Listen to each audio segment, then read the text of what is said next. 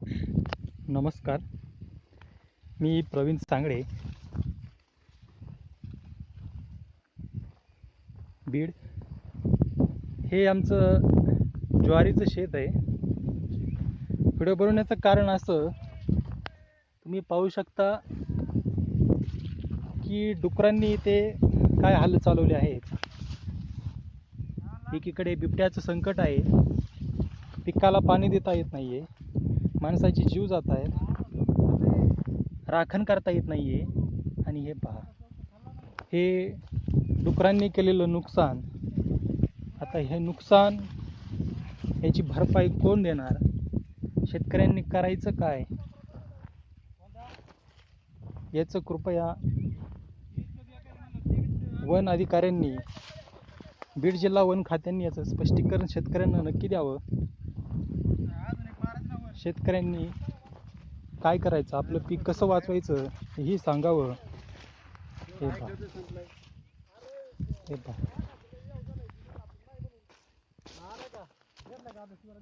हे पहा,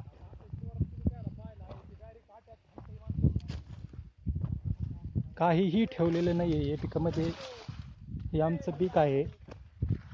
हे पहा, हे पहा.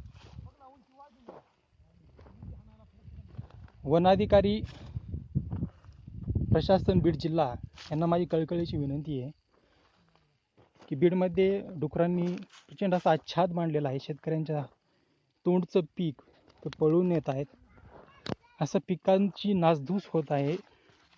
कृपया त्यांनी हे प्रकरण आपल्या वरिष्ठांपर्यंत पोहोचावं, शेतकऱ्यांसाठी काहीतरी करावं ही त्यांना विनंती आहे. हे पहा, काही ठेवलेलं नाही आहे. जे झाड चांगलं आहे ते झाड मोडून टाकलेलं आहे, खाल्लं पण नाही फक्त. हे पहा, अशा रीतीने बुडखातून कुरतडलेलं आहे आणि झाड खाली पाडलेलं आहे. हे पहा, पूर्ण अशी नासधूस करून टाकलेली आहे. आणि ही फक्त सुरुवात आहे. जोपर्यंत अजून हे पीक मोठं व्हायचं आहे, याला कंच भरायचे, दाणे यायचे, तोपर्यंत इथे काहीही उरत नाही, काहीच राहत नाही शेतकऱ्यांच्या हातात. कृपया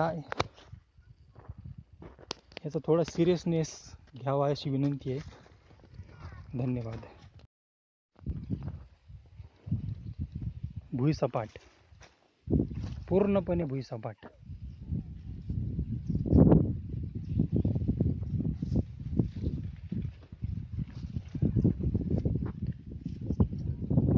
बिबट्यापासून स्वतःचं रक्षण करायचं का डुकरांपासून पिकाचं रक्षण करायचं?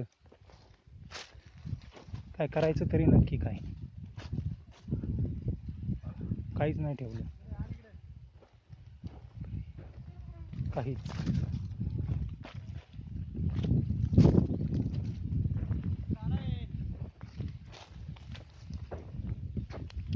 बघून या. शासनाला कळकळीची विनंती आहे, निदान डुकरं तरी आवरा, नाहीतर एकतर बिबट्या तरी आवरा. तुमच्याच्यानं काहीच होत नाही. फक्त शेतकऱ्याची पिळवणूक. भाजी घ्यायला गेलं की 20 रुपयाची जोडी 10 रुपयाला देणार, 5 रुपयाला देणार, एवढं सगळं करता येतं. हे नाही करता येत आपल्याला.